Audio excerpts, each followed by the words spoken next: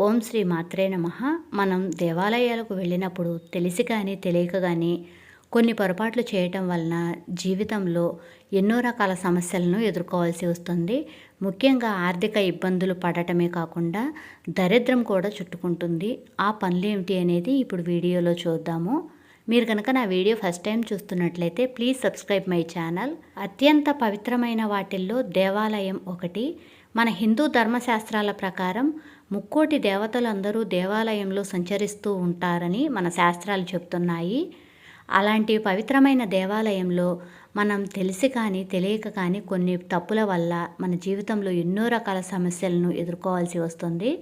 కాబట్టి గుడికి వెళ్ళే ప్రతి ఒక్కరూ ఖచ్చితంగా కొన్ని నియమాలైతే తప్పనిసరిగా తెలుసుకోవాలి. అప్పుడే ఆ దేవుని అనుగ్రహం సంపూర్ణంగా లభిస్తుంది. గుడికి వెళ్ళి ఈ తప్పులు గనక చేస్తే మీకు దేవుని ఆశీర్వాదం లభించకపోగా లేనిపోని కష్టాలను కొని తెచ్చుకుంటారు. కాబట్టి దేవాలయంలో చేయకూడని తప్పులు ఏమిటి అనేది ఇప్పుడు తెలుసుకుందాం. దేవాలయానికి వెళ్ళగానే ముందుగా మీ కాళ్ళు చేతులను శుభ్రంగా కడుక్కుని తల మీద కొంచెం నీళ్లు సంప్రోక్షణ చేసుకుని గుడిలోకి అడుగు పెట్టాలి. అలా చేయకపోతే అపవిత్రంగా ఉన్నట్లే. అలాగే ధ్వజస్తంభం చుట్టూ ప్రదక్షిణలు చేసేటప్పుడు ధ్వజస్తంభాన్ని అస్సలు తాకరాదు. అలాగే మనం ప్రదక్షిణలు చేసే సమయంలో తప్ప మిగతా సమయంలో ధ్వజస్తంభం నీడ మన మీద పడకుండా చూసుకోవాలి. ధ్వజస్తంభానికి ప్రదక్షిణలు చేసిన తర్వాత గుడి చుట్టూ కూడా 3 ప్రదక్షిణలు చేయాలి. ధ్వజస్తంభం మీద పువ్వులు కానీ అక్షింతలు కానీ పట్టుకొని మీకు సొంత ఇంటి కల నెరవేరాలి అంటే గనక ధ్వజస్తంభానికి నమస్కారం చేసుకొని మీ మనసులోని కోరిక చెప్పుకొని ఆ ధ్వజస్తంభం మీద పువ్వులు కానీ అక్షింతలు కానీ వేసినట్లయితే మీ కోరిక త్వరలో నెరవేరుతుంది. అలాగే గర్భగుడి చుట్టూ ప్రదక్షిణలు చేసేటప్పుడు మీ మనసులో ఓంకారం జపిస్తూ ప్రదక్షిణలు చేయండి. కోరుకున్న కోరికలన్నీ తప్పకుండా నెరవేరుతాయి. అయితే మనలో చాలామంది గుడి చుట్టూ ప్రదక్షిణలు చేసేటప్పుడు గర్భగుడి వెనకాల భాగాన్ని తాకుతూ నమస్కారం చేస్తూ ఉంటారు. గుడిలో ప్రదక్షిణలు చేసేటప్పుడు గుడి వెనుక భాగాన్ని అస్సలు తాకకూడదు. ఎందుకంటే దేవాలయంలో వెనుక భాగంలో రాక్షసులు నివసిస్తారు. కాబట్టి గుడి వెనుక భాగాన్ని నమస్కారం చేస్తే రాక్షసులను నిద్రలేపినట్టు అవుతుంది. అలాగే దేవుని విగ్రహానికి ఎదురుగా నిలబడి దేవునికి నమస్కారం చేయకూడదు. కొంచెం ప్రక్కగా నిలబడి దేవుడికి నమస్కారం చేసుకోవాలి. మనలో చాలామంది గుడిలో దర్శనం అయిన తర్వాత దేవాలయంలో కూర్చోకుండా వచ్చేస్తారు. అలాగే ఇంటికి వెళ్ళగానే కొంచెం సేపు ఇంట్లో కూర్చోకుండా వెంటనే కాళ్ళు కడుక్కుంటారు.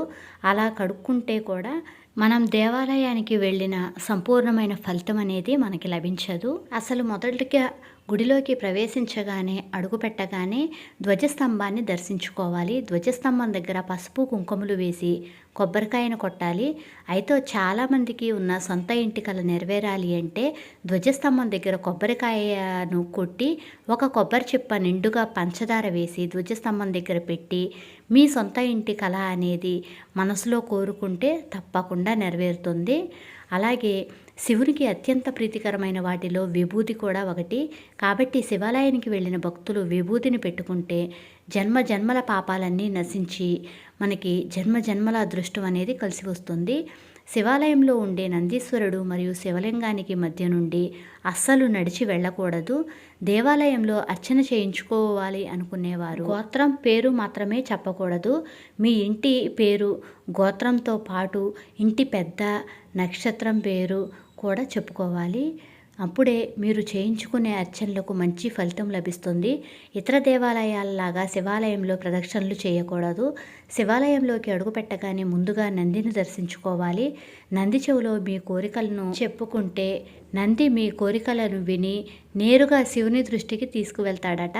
అలాగే శివాలయంలో నంది కొమ్ముల మధ్య నుండి శివుడిని దర్శించుకున్న వారికి కైలాస ప్రాప్తి కలుగుతుంది అని చాలామంది భక్తులు దేవాలయానికి వెళ్ళినప్పుడు గుడిలో ఉన్న నంది విగ్రహం దగ్గర శివుని చూస్తూ ఉంటారు.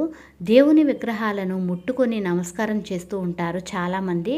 కానీ ఎట్టి పరిస్థితుల్లోనూ అలా చేయకూడదు.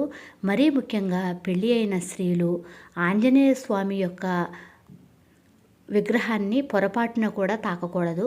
ఆంజనేయ స్వామి బ్రహ్మచర్యం పాటించటం వలన మహిళలు తాకకూడదు అని మన శాస్త్రాలు చెప్తున్నాయి. వేద మంత్రాలతో ప్రతిష్ఠించిన విగ్రహాలను ముట్టుకుంటే దేవుని విగ్రహాలు అపవిత్రమవుతాయి. కాబట్టి మీరు దేవాలయానికి వెళ్ళినప్పుడు దేవుని ఆశీర్వాదం పొందాలి అంటే భక్తిపూర్వకంగా దేవుడికి నమస్కరించుకోండి. అంతేకాని ఎట్టి పరిస్థితుల్లోనూ దేవతామూర్తులను పట్టుకోవటానికి ప్రయత్నం మాత్రం చేయవద్దు. అంతేకాకుండా ఆంజనేయ స్వామి వారి పాదాలను కూడా ముట్టుకోకూడదు. ఎందుకంటే భూత ప్రేత పిశాచాలను ఆంజనేయ స్వామి తన పాదాల కింద అణిచివేస్తారు.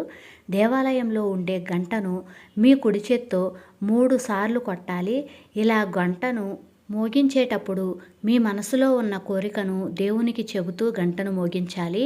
దేవుని ముందు ఏదైనా కోరిక కోరుకుని గంట కొడితే అది దేవుడి చెంతకు చేరుతుంది అని మన శాస్త్రాలు చెబుతున్నాయి.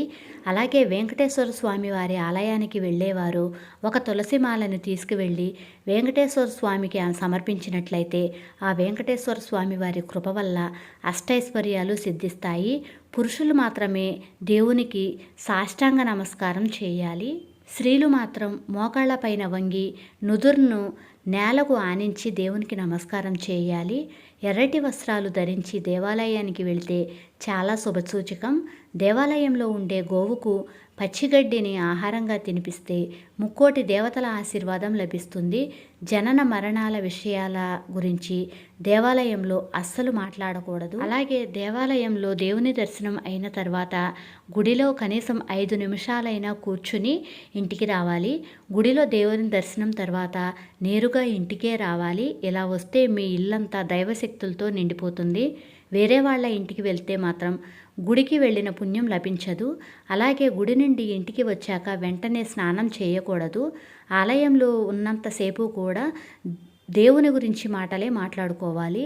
మన శరీరంలోకి దైవశక్తులు ప్రవేశిస్తాయి కాబట్టి ఇంటికి వచ్చిన తర్వాత వెంటనే స్నానం చేస్తే దైవశక్తులన్నీ మొత్తం తొలగిపోతాయి. దేవుని పుణ్యం పూర్తిగా లభించదు. గుడిలో దేవుని దర్శనం అయ్యాక మీ తలపైన తప్పకుండా శతగోపం పెట్టించుకోవాలి. ఎందుకంటే శతగోపనం పైన విష్ణుదేవుని పాదాలు ఉంటాయి.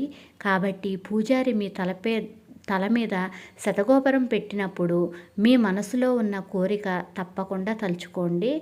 ఏదైనా కోరిక తలుచుకున్నారు అంటే దేవుని పాదాల చెంతకు మీ కోరికలు చేరతాయి. గుడిలో తీర్థం తీసుకునేటప్పుడు 3 సార్లు విడివిడిగా తీసుకోవాలి. వెంటనే తీసుకోకూడదు. తీర్థం తీసుకోగానే ఎంగిలి చేతిని తల మీద రాసుకోకూడదు. గుడి నుండి ఇంటికి వచ్చిన వెంటనే కాళ్ళు కడుక్కోవటం మహాపరాధం. ఈ నియమాలను పాటించి మనం దేవాలయానికి వెళ్ళినప్పుడు దేవాలయం నుండి వచ్చిన తర్వాత కనుక చేసినట్లయితే మనకి అన్ని శుభ ఫలితాలే కలుగుతాయి. మీకు కనుక ఈ వీడియో నచ్చినట్లయితే ప్లీజ్ లైక్ చేయండి. మీ ఫ్రెండ్స్కి ఈ ఇన్ఫర్మేషన్ని షేర్ చేయండి. Thank you for watching. Please subscribe my channel.